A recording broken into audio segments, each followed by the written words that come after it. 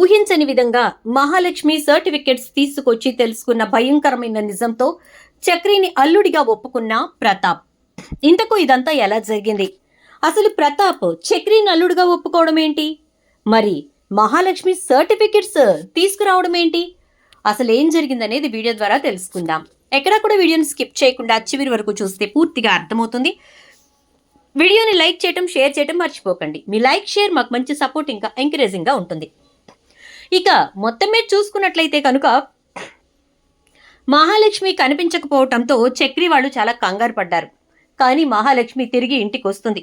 అలా వచ్చిన మహాలక్ష్మి తాయారు చెప్పిన మాటల గురించి చెప్పేసరికి ఇక చాలా కోపంగా చక్రి ఇంకా నారాయణ ఇద్దరూ కూడా తాయారు ఇంటికి వెళ్ళి పెద్ద గొడవే చేస్తారు. ఉన్నమాటే అన్నాను, ఎందుకు ఉలికి పడిపోతున్నారు అబ్బ కొడుకులు ఇద్దరు అంటూ తాయారైతే అంటుంది. ఇంకొకసారి మా ఇంటి జోలికి వచ్చిన మా కోడలికి లేనిపోనివి చెప్పినా చంపేస్తాను అంటూ నారాయణ వార్నింగ్ ఇచ్చి చక్రిని తీసుకొని వెళ్ళిపోతాడు. వెళ్ళండి, ఈ భాగవతం ఎన్నాళ్ళు నేను చూస్తాను, ఆవిడ గారు ఎన్ని రోజులు ఉంటుందో అంటూ చాలా విసిగిపోతుంది. ఇక చాలా మాటలు అంటుంది తాయారైతే. ఇక అవేం పట్టించుకోకుండా ఇంటికి వెళ్తారు. మహాలక్ష్మితోటి నారాయణ జరిగిందంతా చెప్తాడు. అది విన్న మహాలక్ష్మి ఒక్కసారిగా, మీ గుండె నిండా చాలా భారం ఉంది మావయ్య అని అంటే, ఇప్పుడు నేను చెప్పిన ఇదేదీ కూడా మా పిల్లలకు తెలీదు, ప్రపంచం అంటోందే నిజం అనుకుంటున్నారు, అలాగే ఉండనివ్వమ్మా అని చెప్పని అంటాడు. నారాయణ మహాలక్ష్మికి ఏం చెప్పాడు అనేది మనం ఇప్పుడు జరగబోయే కథలో తెలుసుకుంటాం, చూడండి. ఇక మొత్తం మీద ఇలా ఇక్కడ జరుగుతూ ఉండగా అక్కడ ప్రతాప్ ఇంట్లో లలిత అయితే 2 రోజుల నుంచి ఏమీ తినక మంచాన పడుతుంది. ఇక లలిత దగ్గరికి వచ్చిన ప్రతాప్, ఏమైంది, ఎందుకు అలా ఉన్నావంటే, ఏమోనండి, మహాలక్ష్మి విషయంలో మనం తప్పు చేశామనిపిస్తోంది అని అంటుంది. దేనికి తప్పు చేశామనిపిస్తుంది నీకు అని అనగానే, అవునండి, తప్పే చేశామనిపిస్తోంది, అది ఎలాంటి పరిస్థితుల్లో ఉందో మనకి తెలిసి కూడా దాని గురించి మనం పట్టించుకోకుండా వదిలేయటం ఎంతవరకు కరెక్ట్? ఆడపిల్ల పుట్టాలి, ఆడపిల్ల నువ్వు కనాలి అని చెప్పేసేసి అన్న మీరు సడన్గా దాన్ని అంతలా ఎలా వదిలేయగలిగారండి అని అంటే, ఏం చేయగలం చెప్పు లలిత? అది మన మాట వినే పరిస్థితుల్లో ఉందా? మనం చెప్పినట్టు నడుచుకునే పరిస్థితుల్లో ఉందా? ఉద్యోగం అంది, తర్వాత ఆర్కిటెక్ట్ అవ్వాలి, కంపెనీ పెట్టాలి అంది, అంతవరకు సరే, మనం పెళ్ళది ఆపేసి పోనీ వాటి వరకు ఒప్పుకుందామా అంటే, ఈలోపే వెళ్ళి పెళ్లి చేసుకున్నాను అంది. చెప్పు, నీ మట్టుకు నీకు తల్లిగా ఎంత బాధ ఉందో, నా మట్టుకు నాకు తండ్రిగా అంతకు 10 బాధుంది లలిత. ఆడపిల్ల తండ్రిగా నేను ఎన్ని ఆశలు పెట్టుకుని ఉంటాను. ఆశల సంగతి పక్కన పెట్టు, నా బిడ్డ ఎలా ఉండాలని చెప్పి నేను కోరుకుని ఉంటాను. కానీ అందులో కొంతైనా మహాలక్ష్మి నెరవేర్చగలిగిందా?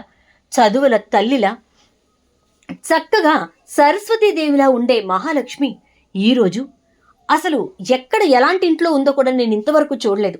అంటే నేను తెలుసుకున్న దాని ప్రకారం అంటే వద్దు, తెలుసుకున్న దాని ప్రకారం వద్దు, ఇంకొకటి వద్దు, నేనే వెళ్తాను, దాన్ని చూస్తాను అని అంటాడు. ఒక్కసారిగా లలిత, నిజంగా మీరు వెళ్తారా అని అంటుంది. వెళతాను అంటాడు ప్రతాప్. మరి వెళ్ళి దాని సర్టిఫికెట్లు ఇస్తారా అని అంటుంది. సర్టిఫికెట్లా? ఎక్కడున్నాయి? మొత్తం కాల్చేశాం కదా అని అనగానే, లేదండి, నాకెందుకో ఇలాంటి గొడవ జరుగుతుందని అనిపించే సర్టిఫికెట్స్ అన్నీ డూప్లికేట్స్ చేయించాను, ఆ చేయించినవి దాంట్లో పెట్టి ఒరిజినల్స్ దాచిపెట్టాను అంటుంది లలిత.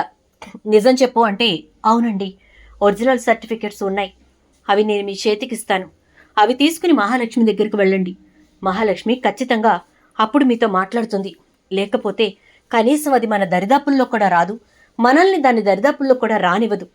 ఎందుకంటే మొన్నొచ్చినప్పుడు ఈ ఇంటి ఆడపడుచుకి మనం చేసిన సన్మానం మామూలు సన్మానం కాదు కదా అని అనేసరికి ఇక ప్రతాప్ అయితే, సరే ఆ సర్టిఫికెట్సే ఇవ్వు, పట్టుకుని వెళతాను అని అంటూ, వెళ్ళేటప్పుడు ఏం తీసుకెళ్ళమంటావు అని అనగానే, వెళ్తోంది మీ వియ్యంకుల ఇంటికి కదా, మన హోదాకి తగ్గట్టుగా, హోదా అనే కంటే మనం ఏమాత్రం వాళ్ళ ఇదిని తగ్గించకూడదు, వాళ్ళు పేదవాళ్ళైనా డబ్బు లేని వాళ్ళైనా మనం ఇవ్వాల్సిన గౌరవ మర్యాదను మనం ఇవ్వాలి, కాబట్టి నేను మీకు లిస్ట్ ఇస్తాను, అవన్నీ తీసుకుని వెళ్ళండి, అలాగే మహాలక్ష్మి బట్టలు కూడా అని అంటే, సరే అలాగే అన్నీ ప్యాక్ చెయ్యి, తీసుకుని వెళ్తాను అని చెప్పి పెద్ద కారులో పెట్టించు, సరిపోవేమో అంటాడు. అలాగేనండి అని మహాలక్ష్మి బట్టలు, సర్టిఫికెట్లు, ఇంకా పిండి వంటలు, పచ్చళ్ళు ఇలా అన్నీ సర్దుతుంది లలిత.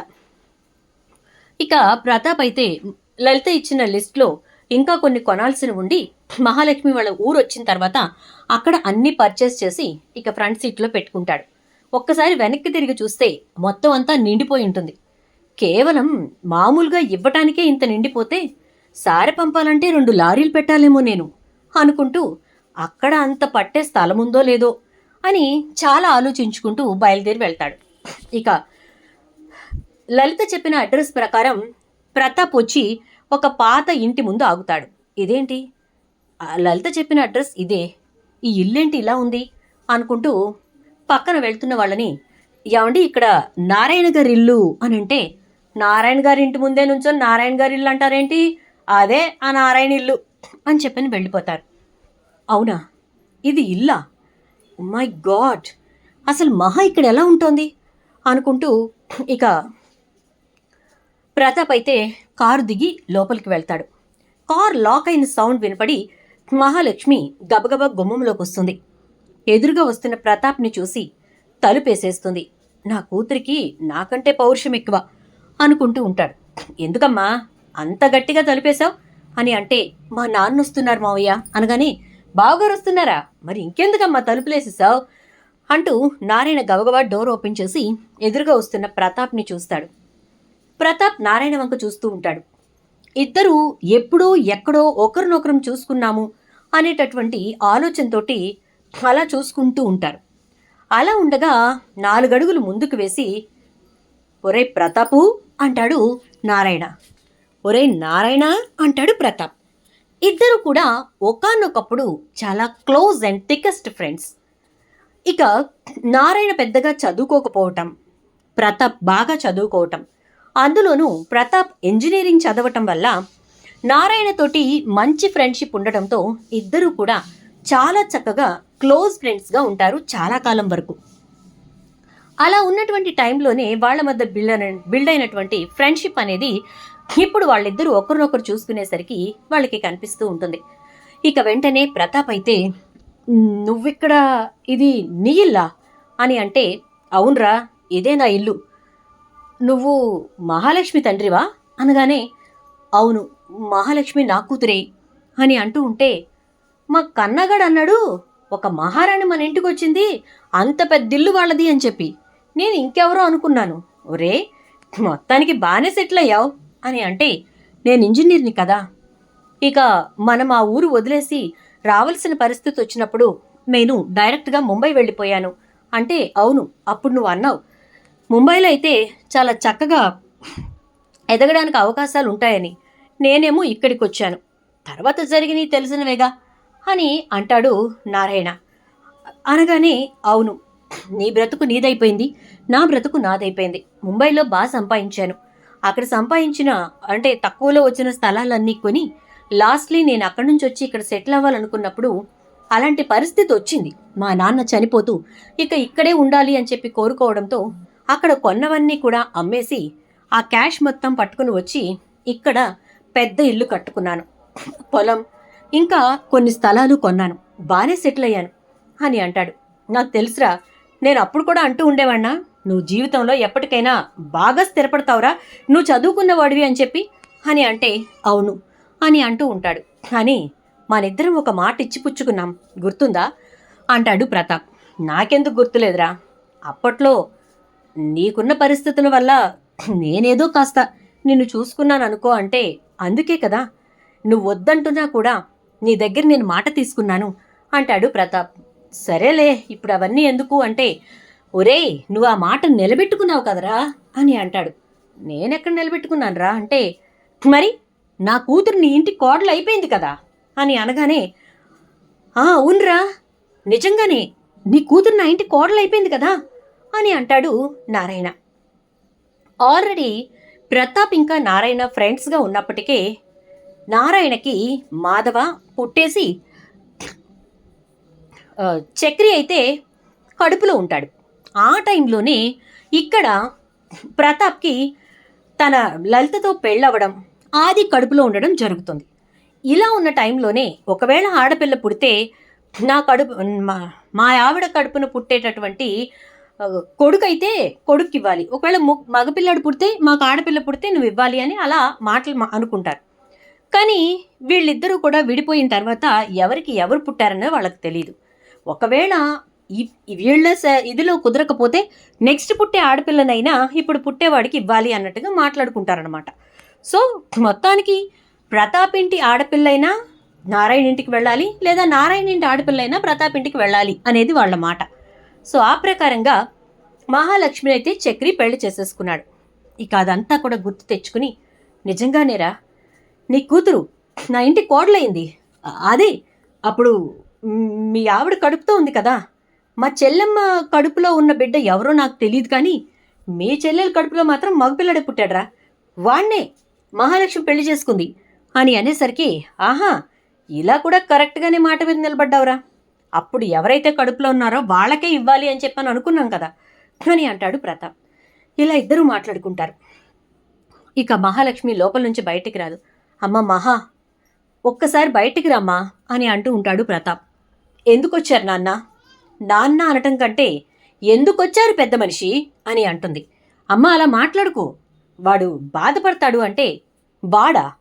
ఏంటి మావయ్య, ఇద్దరు మందు ఫ్రెండ్స్ అయ్యారా ఏంటి? మా నాన్న కూడా బాగానే తాగుతారులే అని అంటే, వాడికి అది ఇప్పుడొచ్చిన అలవాటు కాదమ్మా, మేము పాతకాలంలో ఉన్నప్పటి నుంచి అలవాటు అనగానే, పాతకాలంలో ఏంటి అంటూ బయటకు వస్తుంది. మేమేమైనా ఇవాళ ఇప్పుడు మొహమొహాలు చూసుకున్నాం అనుకుంటున్నావా ఏంటి? మేమిద్దరం జమానాలోనే ఫ్రెండ్స్ని అని చెప్పేసి నారాయణ మొత్తం చెప్తాడు. చెప్పేసరికి ఇక ఒక్కసారిగా మహాలక్ష్మి షాక్ అయిపోతుంది. అవునా అంటే మరి ఇప్పుడు నేను ఈ ఇంటి కోడలు అవటం మీకు ఇష్టమేనా నాన్న అంటే, నా ఇష్టమే ఉందమ్మా, మేమిద్దరం ఇచ్చిపుచ్చుకున్న మాట ప్రకారమే నువ్వు ఇంటికి కోడలిగా వచ్చావు, అది మాకు తెలియకుండానే జరిగిపోయింది. ఇక ఇదిగో నీకోసం మీ అమ్మ చాలా పంపించింది అంటే, మా చెల్లెం వచ్చిందా అంటాడు నారాయణ. లేదురా, మీ చెల్లెలు రాలేదు, అన్నీ తీసుకెళ్ళి ఇవ్వమని చెప్పి తన కూతురు కోసం జాగ్రత్త చేసినవన్నీ పంపించింది. అంటే మీరేం తెచ్చినా ఎన్ని తెచ్చినా నా సర్టిఫికెట్స్కి సమానం కాదు నాన్న అని చెప్పని అంటుంది. అందుకే మీ అమ్మ సర్టిఫికెట్స్ కూడా పంపించింది అని అంటాడు. సర్టిఫికెట్స్ పంపిందా? కాల్ చేశారు కదా అనగానే, అవును కాల్ చేశాం, కానీ మీ అమ్మ చాలా తెలివిగా వ్యవహరించిందమ్మా. అసలు సర్టిఫికెట్స్ అన్నీ దాచిపెట్టి వాటికి డూప్లికేట్స్ వేయించి ఆ ఫైల్లో పెట్టిందట.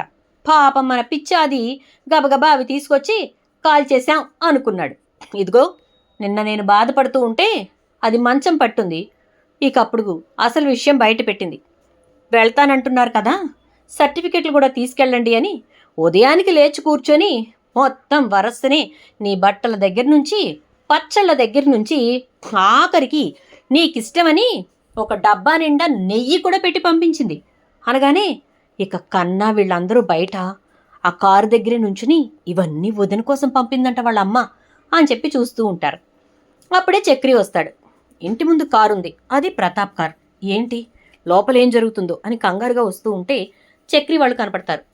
ఏంట్రా ఈ కార్ దగ్గర ఏం చేస్తున్నారంటే, ఇవన్నీ వదిన కోసం వాళ్ళ అమ్మగారు పంపించారు అంటే, మహాలక్ష్మి నాకు తెలిసి సర్టిఫికెట్లు ఇచ్చి వెళ్ళిపోవయ్యా అంటదే అనగానే, వదిన సర్టిఫికెట్లే అడుగుతోంది, అవి కూడా ఉన్నాయంట అంటాడు. అవునా అంటూ గబగబా లోపలికి వెళ్తాడు. వెళ్ళేసరికి ప్రతాప్ని గట్టిగా హత్తుకుని మహాలక్ష్మి ఏడుస్తూ ఉంటుంది. నీ ఇష్టానికి నిన్ను వదిలేస్తున్నాను, కానీ నీ జీవితం నాశనం చేసుకోకూడదనేదే నా ఆశ. ఈ ఇంట్లో ఉండి నువ్వేం సాధిస్తావో, ఎలా నీ జీవితంలో ముందుకు వెళ్తావో నాకు తెలియదు, కానీ నువ్వు సక్సెస్ అవ్వాలి. ప్రతాప్ కూతురు డిస్ట్రిక్ట్ ఫస్ట్ వచ్చింది, అలా వచ్చినటువంటి తను తన జీవితాన్ని నిలబెట్టుకుంది, నిలదొక్కుంది అని చెప్పని అనుకోవాలి. అది కూడా నీ స్వయం కృషితో. We will give you support, but నీ కెరియర్ పరంగా కానీ ఫినాన్షియల్గా కానీ కాదు.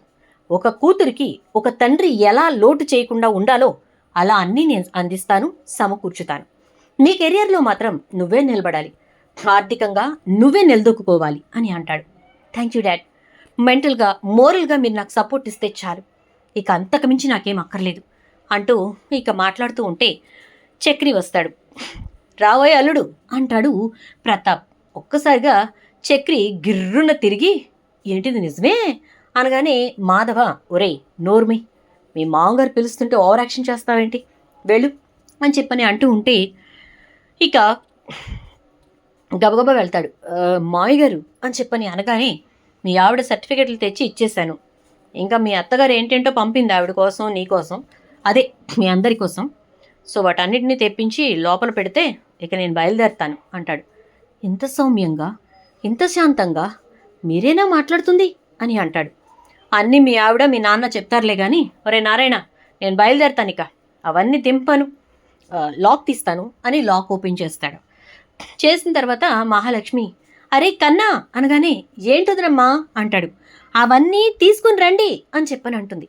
అలాగే అంటూ ఓ పక్క నుంచి కన్నా, ఓ పక్క నుంచి కేశవ ఇంకా చక్రి పరిగెత్తుకుంటూ వెళ్ళి మొత్తం అన్నీ ఒక్కొక్కటిగా తీసుకొస్తారు. మాధవ లోపల అందుకుని మొత్తం అన్నీ కిచెన్లో ఇంకా మహాలక్ష్మి రూమ్లో సర్దేస్తాడు. సర్దేసిన తర్వాత ఇక ప్రతాప్ అయితే బయలుదేరుతూ మహాలక్ష్మి చేతిలో 1,00,000 రూపాయల కట్ట పెడతాడు. ఇది నేను ఈ ఇంటికి ఆడపడుచు ఉంటే కనుక లాంఛనంగా చేతిలో పెడదాం అనుకున్నాను. ఆడపడుచు లేదు కాబట్టి అంటే, ఎందుకు లేదురా, తనే ఇంటి ఆడపడుచు, తనే ఇంటి కోడలు అని అంటాడు నారాయణ. అలా అనుకునే తన చేతిలో పెడుతున్నాను రా బాబు అంటూ చేతి ఖర్చులు కుంచుకో. ఫైనాన్షియల్గా సపోర్ట్ చేయను అంటే మీ ఎదుగుదలకి, అంతేకాని నా కూతురికి ఇది లోటు ఉంది అని చెప్పాను అనిపించుకునే పరిస్థితుల్లో ఉంచను. అలా అని చెప్పి నా కూతురు ఎక్కువ అని ఇక్కడ చూపించడం కోసం కూడా కాదు అంటూ ప్రతాప్ ఇక బయలుదేరుతాడు. డాడ్, అమ్మని అడిగానని చెప్పండి అంటే, వీలు చూసుకుని ఒకసారి రా, వచ్చి కనిపించు, ఒకవేళ నీకు ఇంకా నమ్మకం కుదరాలి అనుకుంటే నేనే మీ అమ్మని తీసుకుని 4 రోజులాగా వస్తానులే, వెళ్ళిన తర్వాత అది ఎలాగూ ఆగదు అంటాడు. ఇక సరేనని చెప్పేసి ప్రతాప్ బయలుదేరి వెళ్ళిపోతాడు. ఇక కన్నావాడును కేశవ అయితే కూర్చుని, ఏంట్రా వదిన బట్టలు ఎన్నున్నాయో చూసావా అని అంటే, అవునరా బాబు 5 సూట్ కేసుల బట్టలంట, ఆ గదిలో ఓ మూలంతా అవే సరిపోయినాయి అని అంటే, ఒక పక్క నుంచి వంటగది చూసావా, అసలు మన వంటింట్లో అన్ని సరుకులు ఎప్పుడైనా ఉన్నాయా, అన్ని పచ్చళ్ళే, అన్నీ తినుబండారాలే, ఇంకా ఏమేం కావాలో అన్నీ పెట్టారా బాబు, నెయ్యి ఎంత డబ్బా పంపించారో చూసావా, ఇలా మాట్లాడుకుంటూ ఉంటారు. ఇక వీళ్ళ మాటలతోటి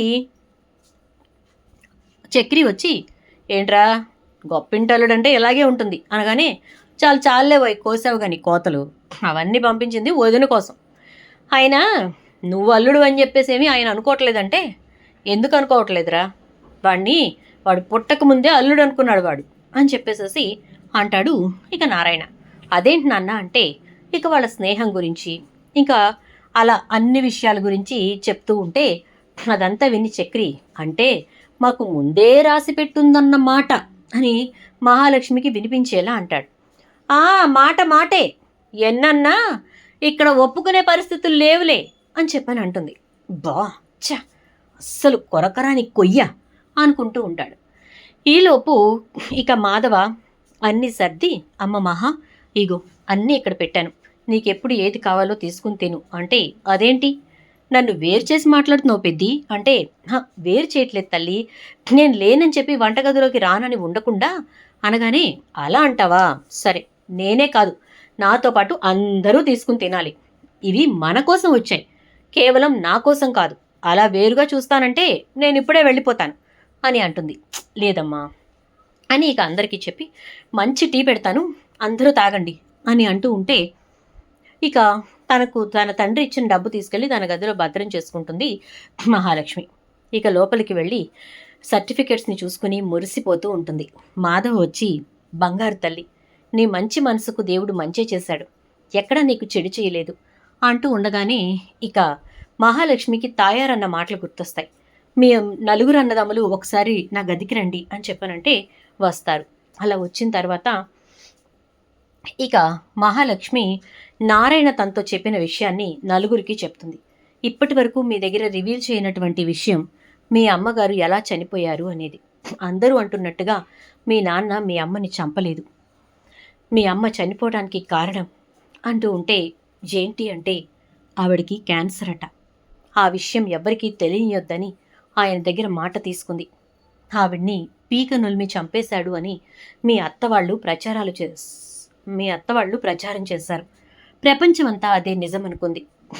ఇప్పటి వరకు మీకెవరికి చెప్పకపోవడానికి కారణం ఆ రోజుల్లో తన పరిస్థితి వల్ల ఆవిడకు మంచి వైద్యం చేయించలేకపోయాడు కాబట్టి ఆయన్ని ఎక్కడ అసహ్యించుకుంటారోనని చెప్పి ఇప్పటికే ఆయనంటే ఇష్టం లేకుండా ఉంటున్నారు. ఇక ఇది కూడా తెలిస్తే మీరు ఆయన్ని దూరం పెడతారని అనేసరికి ఒక్కసారిగా వాళ్ళంతా బాధపడుతూ ఉంటారు. ఇక ఆ రోజు రాత్రి అందరూ కలిసి కూర్చుని భోంచేస్తారు. ఆ రోజు నుంచి ఆ ఇంట్లో ఇది ఉంది ఇది లేదు అనేది లేకుండా ఉంటుంది. తర్వాత రోజు ఉదయాన్నే నారాయణ ఫోన్కి కాల్ వస్తుంది ప్రతాప్ నుంచి. ఒరేయ్, అక్కడ కొన్ని కాంట్రాక్ట్స్ ఒప్పుకున్నాను, వాటన్నిటినీ కూడా మాధవని చూసుకోమని చెప్పు. ఇక మాధవ వెళ్ళి కూలి పనులు చేయవసరం లేదు, కాంట్రాక్టర్గా ఎదుగుతాడు అని చెప్పేసి అనేసరికి థ్యాంక్స్ రా ప్రతాప్ అని చెప్పేసి నారాయణ అంటాడు. అలా ఇక ఈ కుటుంబం గురించి కూడా పట్టించుకోవడం ప్రతాప్ మొదలు పెడతాడు. మరి ఇలా జరిగితే ఎలా ఉంటుంది అని నాకు అనిపించింది, అందుకే కథ ఇలా అల్లాను. మరి మీకు నచ్చితే లైక్ అని కానీ లేకపోతే గుడ్ అని కానీ కామెంట్ చేయండి. అండ్ అలాగే ఈ వీడియోని మీరు లైక్ చేయటం అండ్ ఇతరులతో షేర్ చేసుకోవటం మాత్రం మర్చిపోకండి. Thank you.